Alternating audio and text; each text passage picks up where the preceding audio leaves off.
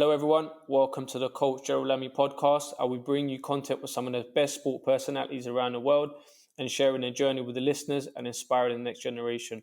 Without further ado, I'd like to introduce my special guest for today, Luke Chadwick. Welcome Luke, thanks for coming on the podcast. Thanks a lot for having me. No, anytime. Just to go over the current situation, how are you in terms of the situation? Just in general, how are you coping with everything? Yeah, coping fine, really. It's such a strange situation that we're in at the minute. Obviously, I've got the opportunity. I've got two teenage boys that I've got opportunity to spend plenty of time with, which I probably wouldn't have done without this situation. But I think we'll all be a lot more comfortable when we sort of know exactly what's going on and how we can get out of what we're in at the moment. No, for sure, I agree with you. Well, hopefully they don't last for too long and everything gets back to normal very, very quick. Yeah, definitely. So if we can just go back, just rewind the clocks a little bit and just bring us to your upbringing and where you grew up. Yeah, so I grew up in a little tiny village called Meldreth that's sort of in between Royston and Cambridge on the Cambs-Hearts border. So it was quite a nice upbringing out in the countryside in a small little village school. Started playing football in the back garden, and then it all just went from there, really. And you just mentioned playing football in the back garden. What inspired you to get into football, or was it a particular person, or you watched someone on TV? What inspired me to get into football was Cambridge United Football Club. I was probably about 5-6 years old when my dad took me to my first game at the Abbey Stadium, and from the second I was in the crowd, just the whole atmosphere, the environment, the buzz of it, it blew my mind really. And from that day, all I wanted to do was play football really. And you definitely made a good career out of it as well. Oh, thanks very much. So, in terms of your football career, where did it all start? So I started playing in a proper team when I was 8 for an under-9s team called Melbourne Tigers was the name of it back then. So I started playing there and just immediately had loads of success really. When I started playing, I was really fast. So when we was even under-9s back then, and back in my day, we used to play 11v11 on a full-size pitch. So if you was fast, I used to stand up front and my teammates would kick the ball over the defenders' heads. I'd chase after it and manage to score loads of goals. So I think when you get that, when you start playing football, if you get joy and you realise that you're quite good at it, it gives you that motivation to really practice more and just keep improving and improving. The same with anything, I think. I agree with you. I definitely agree with you. So how did a boy from Cambridge end up at Manchester United? How did that journey begin? So it began when I was playing in my local team. I got scouted playing in tournaments to play for Arsenal. So I actually signed on a Centre of Excellence form, it was called back then, for the season for Arsenal as an under-13. And then when you move sort of under 14, year 9 at school, we started playing schools football. What was the big thing back then? It weren't really an academy situation that you was in back in them days. It was more you'd play for your pro club on a Sunday and play for your schools team on a Saturday. So it was playing for Cambridge schools, where I started scoring a lot of goals against teams from all over the country, really, where I got noticed, and that's where I got scouted to go up to Manchester United for 4 days, I think it was, on a little trial visit. How old was you then? So I would have been 14 when I went up there originally. So they took me up to, we stayed in a hotel. There's probably about 10, 12 lads of the similar age from all over the country that were just there on sort of a 4-day trial where we get to train at the cliff for a few days, and then it'd all end. We played a game at Littleton Road against Nottingham Forest. Wow, that must have been. Was it nerve-wracking, or was you excited? What sort of emotions did you encounter during that time? I think it was just pure excitement, really. At the time, Man United was the place to be. Obviously, the class of '92 were just coming through at that time. They started winning. It was all the best young players in the country around Britain. Man United had the pick of them, really. So the fact that it had been invited up there to go up there, it was just an absolute buzz, really. Mm-hmm, mm-hmm. And then you eventually did sign for them. How was, just talk to us through that day when they did say that, you'll be signing for the club. We actually spoke about the game at Littleton Road against Nottingham Forest. Straight after that game, the trial was over, so shook hands with everyone and got the train back. I got the train from Manchester Piccadilly back to Cambridge. It took absolutely hours. Yeah. By the time I got home, Alex Ferguson, who was watching the game, had called my mum to say that he wanted me to sign. So once I'd heard that, there was really going to be no other club that I'd sign for. So it was that immediate, the fact that he'd gone to the trouble to do that. So it's more or less straight after that first trial where I agreed to sign on a schoolboy form that would have took me up to the end of when I finished school. And then when I finished school, I signed as a YTS for 2 years. Mm-hmm, mm-hmm.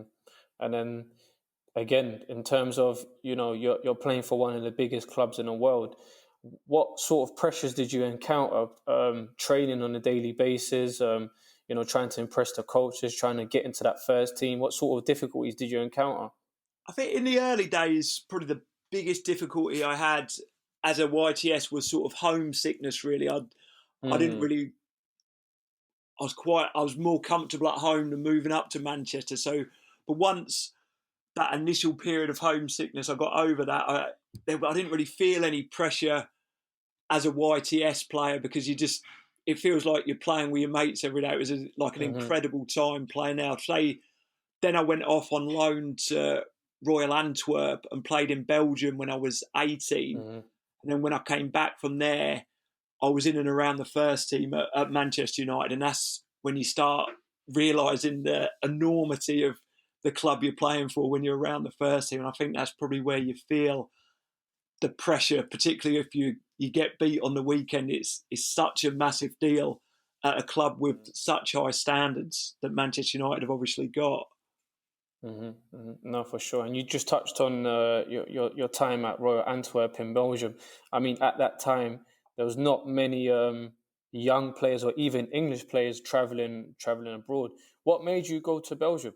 So it was like the club had a sort of a partnership with Royal Antwerp where we'd send some of our Man United send some of their young players over, and at the same time it helped the club in terms of signing African players because of the work permit situation it got in Belgium. So I was absolutely delighted to go out there because it was an opportunity to play first team football. I went over to watch a game before I signed, and the atmosphere in the stadium was absolutely electric. There was sort of flares and all that, like a European game. The fans were fanatical, they were crazy, and it was like electric atmosphere. So I couldn't wait to get out there because at the time I was just sort of playing in front of a couple of hundred people at Gig Lane for the Manchester United reserve team. So it was an opportunity to sort of cut my teeth in a regular first team environment for the first time in my career. So I was delighted to go out there and absolutely loved my time out in Belgium. And I'm sure you probably learned a lot during your time over there. What would you say the difference was in terms of footballing, your schooling in Belgium compared to in England? So the speed of the game was a lot slower in Belgium. It was more of a technical game. It was a lot more possession based. Teams would sort of keep the ball for long periods of time. I think where I had a lot of success out there was I was sort of a little bit different in terms of my style of play, where I was more, every time I get the ball I'd want to run with it, where everyone else was more looking to keep possession. So that sort of helped me in terms of standing out a little bit, and I did have some success out of there in terms of scoring a few goals, setting a lot of goals up. So it was sort of the style suited me really because I think I was a little bit different to the player that was out there at the time. That's interesting. Do you feel like in terms of if you stayed abroad for a longer period of time, do you think you would have been able to sustain and play at the highest level for a longer time? Or do you think coming back to the English football, I mean, even though you did win the Premier League, so it's kind of hard to say, but do you think if you stayed abroad longer, do you think you would have had a longer career in terms of playing at a highest level? Obviously, in terms of the standard, obviously some fantastic teams in Belgium, but the standard of the Belgian First Division is nowhere near the standard of the Premier League, obviously. I think it's hard to say, really. I was really disappointed when I got called back to Manchester from Belgium because I thought I was just going to go back and play in the reserves. So the fact that I went back and played in the first team was obviously, it was great to do that. And obviously, like you say, play a few games and win a Premier League medal. It's hard to say if I would have sustained that. I think in terms of playing at the highest level, I had a few injuries that sort of robbed me of took away my main part of my game, which I alluded to earlier, was running with a ball, and lost a bit of the pace that I had that made me stand out a little bit and made me get to that level. So it's hard to say if I would have, wherever I would have been, if I would have had them sort of problems, if it would have meant staying at the highest level a little bit longer. It's a good question, but it's a hard one for me to really put my finger on, really. No, well, like I just mentioned, you won a Premier League title. That's one of the biggest accolades that you could win in world football. So, but you said you went back to United and you started training with the first team with the likes of like Beckham, Giggs, Keane. Like, in terms of ego in the dressing room and things like that, how hard was it as a young man to come to that changing room and have someone like Roy Keane as your captain? Did you find any pressure within that changing room to perform? Yeah, I think there's always pressure. I think what I found in that season when I was involved in the first team, it was so intense. It was at the end of the season, I'd not played that much really. I'd come on in a lot of games, but even the training every day, at the end of the season, I was just exhausted because, like, as a young player going in every day, everyone's on it all the time. Every single player are at the top of their game, and you're sort of just fighting and striving to stay with them. Roy Keane was obviously a huge part of that dressing room who drove the standards, and if you weren't doing your job properly, he'd always tell you on the pitch, particularly on the training ground at times. It was tough if he was on his team, and he'd demand them standards to be so high. But at the same time, the support from all them big stars, I don't think egos was ever a problem at the club, because the support that they'd give you off the pitch, they'd give you advice. All the players were absolutely brilliant towards the young players coming through. And I'd say particularly Roy Keane, who sort of helped me out loads as a young player in terms of even going as far as to pick me up for games because I weren't driving at the time and that sort of thing. So although it was intense, and he'd test you on the pitch and sort of tell you so a few home truths, at the same time, the support he'd give you in terms of being the captain of the team was brilliant, really. No. But even mentally as well, as a young player coming through, how easy is it to kind of lose your way? Because again, you're playing for one of the biggest clubs in the world, you're training with the biggest players in the world. Mentally, how tough can it be on a young player to kind of lose their way a little bit? Yeah, I think it's easy. It's easy to lose your way a little bit because you're sort of just in that environment all the time. It changes from maybe being something you just do because you love doing into that job. Everyone knows who you are. It is the rewards are obviously amazing, but it can be easy, and I can see there is massive pitfalls for young players coming into the game all the time. But it's about in an environment like Manchester United. I think you get your feet kept firmly on the ground at a club like that. It's a proper football club that does things absolutely brilliantly.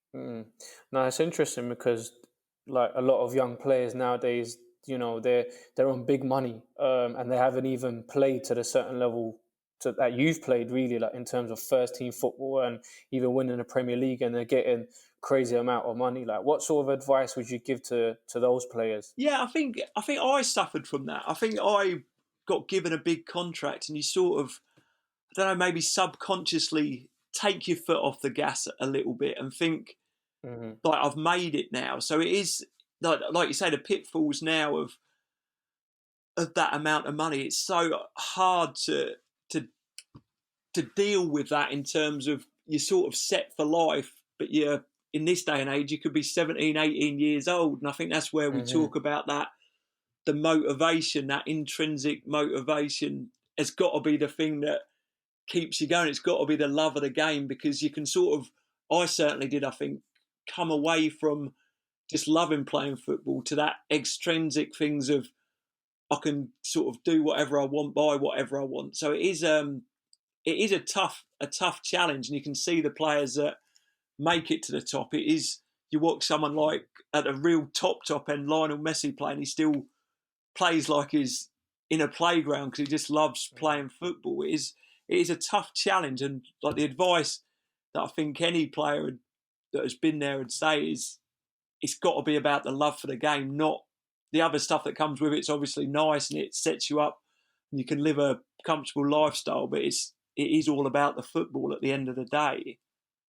No, for sure. And what's your take on, in terms of, now they're saying that Premier League players should take a pay cut due to what's happening? Do you feel that that's fair? Um, I don't think it's fair to sort of just tell everyone to make a pay cut. I think the players have shown that they were left to their own devices, and they are going to support and help. I think they all realise what a privileged position they're in, and what all these incredible people in the NHS and everyone that's helping us at the moment is doing.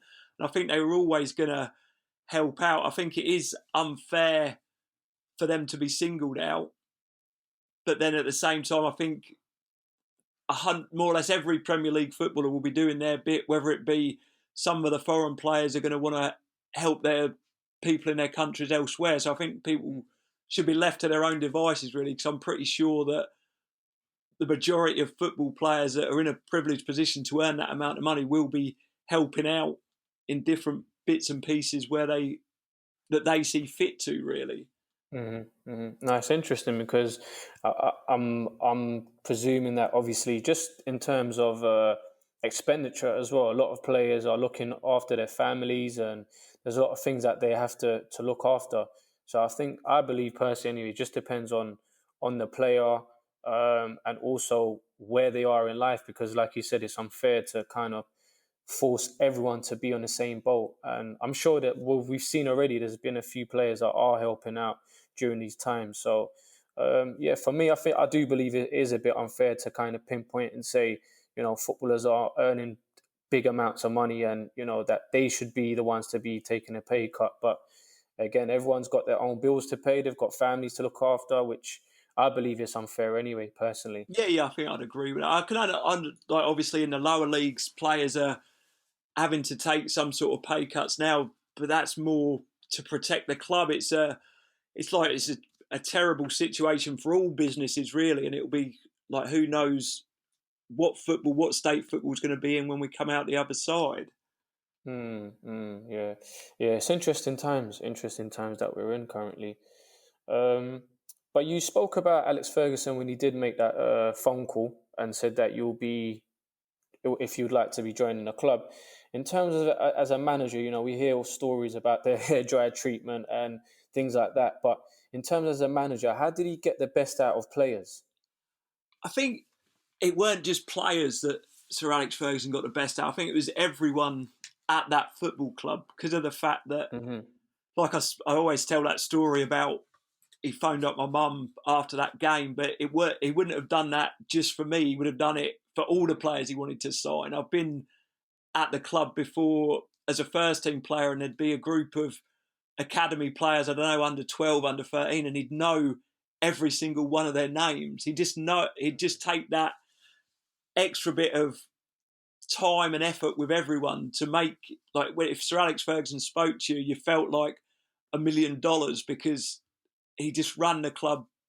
He'd have so much care for everyone, which made everyone want to do that extra bit for him. So if everyone at a football club's pulling in the same direction, it tends to make that football club successful. And like the success that the man had at Manchester United is like it'll never be done again at any football club, I don't think. No, for sure, and you could see also in terms of like the players that have retired, you could see that sort of schooling that they've had from Alex Ferguson, and even now that you've seen Ole become manager, did you ever think that Ole will one day become manager of Manchester United? I don't think so. He was an incredible man, like a lovely, lovely person. But I think the thing that made him stood out, which you could say about many of the players in that squad, was his appetite and his hunger to get better. And I think having that as a player is obviously taken it into his managerial career, and he had a lot of stick under a lot of pressure at the start after a good start, but he's just sort of coming through it now, and that perseverance, that resilience that them players all had, you can see it coming out in his management now. And he does help that he's had that upbringing from Sir Alex, and you can sort of see that he maybe leans on him a little bit, and it sort of seems like Manchester United's proper again in terms of maybe it wasn't under the previous few managers that were all obviously great managers with huge reputations. No, I agree with you. Did Sir Alex ever have a favourite in terms of the players? I would say his favourite player, and I think this would probably go for more or less everyone that played there, was probably Paul Scholes, because the man was a genius. Like, there was so many world-class, like, wonderful players there, but I'm sure if you asked the majority of them who was the best player, they'd say Paul Scholes. It was like every day in training, he was just unbelievable. He always just stood out that little bit. It was an incredible, incredible footballer. But you could say that about all of them, really. But he was the one that stood out, and I'd say he was probably the manager's favourite. Well, he did come out of retirement also to play again for Man United. So you could definitely see there was a bit of a strong relationship there between the two of them. Yeah, and I think the manager had that with everyone. Obviously, there was falling outs along the way, but I think if he perceived players were maybe thinking bigger than what they were, then he'd be the one to make the hard decision of letting them go. But I think 90% of the players that ever played under him would have nothing but hugely high praise for him. So going back to you, young boy from Cambridge, you've ended up winning the Premier League. Tell us about that moment. How much did it mean for you to actually lift that Premier League trophy? I don't know. It's a strange situation, really, but I don't think you often. I think you appreciate things more as you're getting older. It was just surreal to be in that squad and to receive the medal. I wouldn't say I was like ecstatic over the moon, because I didn't think I'd done that much to achieve it, really. It was obviously incredible, something that I'll never forget and keep reminding people about for the rest of my life. But it was surreal, really. I wouldn't say it was an incredible moment, but it didn't feel real, if that makes any sense. Where do you keep the medal? Have you still got the medal? Yeah, I still got the medal. It just floats about in a drawer. Put it on every now and again. The kids put it on occasionally, but it just it's just weird that I've got one, really. I don't really know what to do with it. No, I can imagine, and I'm sure your sons as well are proud to say that that dad has won the Premier League. Not many young children can say that. No, yeah, of course. It's they're both footy mad, so it's a nice thing, and they'll probably be arguing over who gets older after I've gone. But even speaking about them, how is it in terms of managing their career? Do you kind of leave them to their own devices, or are you quite full on with their career? I was a nightmare when my eldest boys first started playing. I was still playing at the time, and I just thought that he was sort of an extension of me. So I'd sort of tell him what I thought, gave him a bit of a hard time, telling him he's got to do more. But the kid was only about 5, 6, 7 years old. So after I went through my coaching qualifications, got educated and that sort of thing, I'm completely sort of hands off now. I take a back seat and sort of when they come to me, I'm more than happy to advise them and tell them or speak to them about, question them about what they want to achieve in the game. They're both, my eldest boy is actually a goalkeeper, so I can't give him too much advice, but he's a scholar at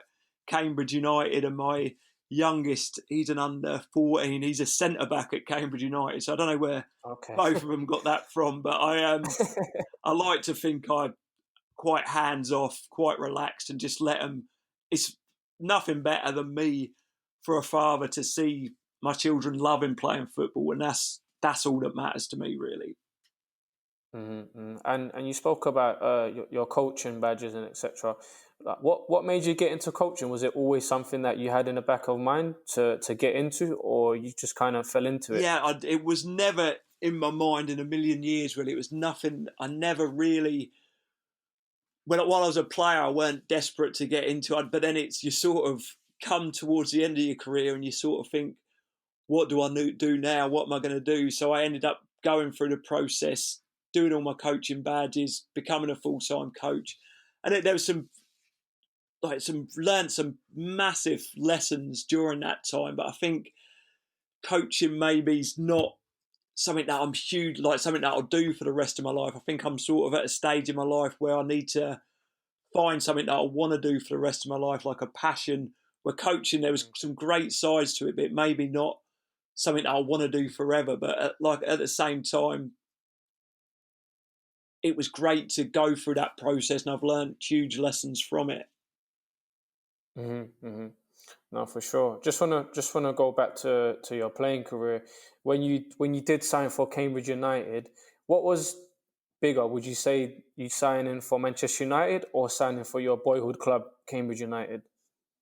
Well, I always obviously answered this question before. It was like I said earlier. I think you appreciate things in life a lot more as you get older, particularly at the back end of a football career where you don't know how many games you got left. Like I said, the reason that I wanted to be a footballer was because of Cambridge United. I absolutely fell in love with them as a child. So it was the best moment of my football career was scoring a goal for Cambridge United. I've never felt a feeling like it than scoring up the end that I used to stand in as a young boy watching them play. So I'd say it was probably bigger for me to sign for Cambridge United at that time of my career. Whereas when I signed for Man United, obviously it was incredible. It was wonderful to do. But as a young boy, maybe you don't appreciate things as much as when you're a 33, 34-year-old man who's just sort of coming to the end of his football career. Mm-hmm. Mm-hmm. No, interesting. And you did play against Manchester United in an FA Cup game, I believe. How was that? Did you want to score against them? Yeah, I think I'd done well to even happy to get in the box against them. I think my old legs were on the way out then. It would have been great to score, don't get me wrong. But it ended up being the last game I ever started as a professional footballer was the replay at Old Trafford. So it's sort of a lovely way to end my football career, being the last game I ever played, being for the team that I've supported against the team that sort of made me grow up, the team that sort of, the club that gave me everything as a youngster to turn me into the person I am today. Mm-hmm. Mm-hmm. That's interesting. I've read as well that you do a lot of work for the community. You do even things like this. To be honest with you, we're not a big podcast, and you agreed to come on. So really appreciate, mate. But in terms of your community work, how important is that to you? Yeah, so obviously I've done a few bits and pieces to help out over this period. I think my role now, I'm sort of involved with an organisation called the Football Fun Factory, where it's all about getting kids involved in football. It's not about development or getting into a academy or anything like that. It's about boys and girls of all ability between the ages of 2 and 12 to just love playing football, where we'll sort of we try and promote positive life skills rewards good sportsmanship, fair play, that sort of thing, more than praising people that are the best players at school to go. So it's just sort of making football accessible. So this is an opportunity that I do around the area that I was brought up, back where I went to school, running centres around there, where we're trying to get as many kids the opportunity to have a session that they can enjoy, but they can walk to as well. So it's just about making football more accessible. We're really passionate about participation and trying to get kids to love something. They might not be brilliant at it, but it's something they can do for the rest of their lives, and a healthy sort of outlook on it. Mm-hmm. And how did you get into doing this? So it was a couple of the guys that I used to work with, Cambridge United. They're the two co-founders, and they just sort of spoke to me about it. And it's just a breath of fresh air, really, because I think sometimes we can, don't get me wrong, the academies are great. It's brilliant to see the players coming through, but I think football's for everyone. I think it should be an opportunity for anyone, whether they've never kicked a ball before in their lives or they're really talented, but it just gives everyone opportunity to play under no pressure whatsoever and just have fun, really. Mm-hmm. And how does the program work? So it works. We run a tot session, so that's for like preschool children, which is obviously That's interesting. It's incredible to do it. It's so far removed from what I've ever done before, but it's so rewarding as well, because you've got no control over the kids, really. They're just sort of, but they're kicking a ball, they're smiling, they're laughing, they're having fun, which is like wonderful to see. And then we run fun sessions for 5 to 12-year-olds 3 evenings a week, like in our local communities. And then in the holidays, we run a program where we've got inflatable goal, inflatable pitch, inflatable dartboard. So it's just fun, really. To be fair, the inflatable goal's been out in my garden the last few days, and me and the kids have been diving around on that, having a load of fun with it. So it's been a godsend the last week or so. No, it's amazing. It's amazing that you just even things like this. Do you feel like academies should implement a little bit more of that side of the game? Because even just being around the academies that I've been around, I understand that the process is a serious one. But do you believe if certain academies, or just in general the philosophy of academies in England, to kind of take a backstage approach where it's a bit more fun, a bit more laid back, do you feel we would see a lot more players coming through? Yeah, it's such a hard question to answer, because obviously academies are judged really on the players they bring. That's what they're there for, to bring players through into the first team. I do think sometimes you do see players that maybe aren't enjoying their football, which is it's not nice to see that, the players that not loving playing football. I can't really answer that, because there's so much great work that academies do, but it's hard to. I think you're right in terms of getting that balance where they're just having fun playing football, because I'm sure most people agree it's when you enjoy doing something that you're at your best, really. No, for sure, I agree with you. So in terms of you yourself, what does the future hold for you? What's your next steps? So I'm sort of at a stage in my life where I really enjoy.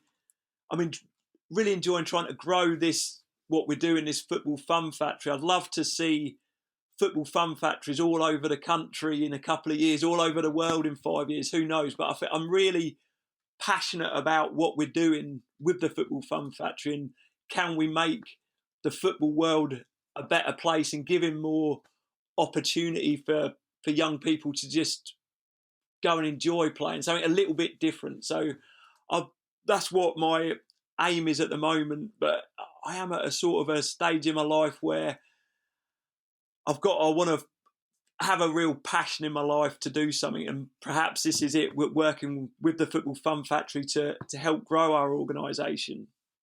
That's interesting. Where can people find more information?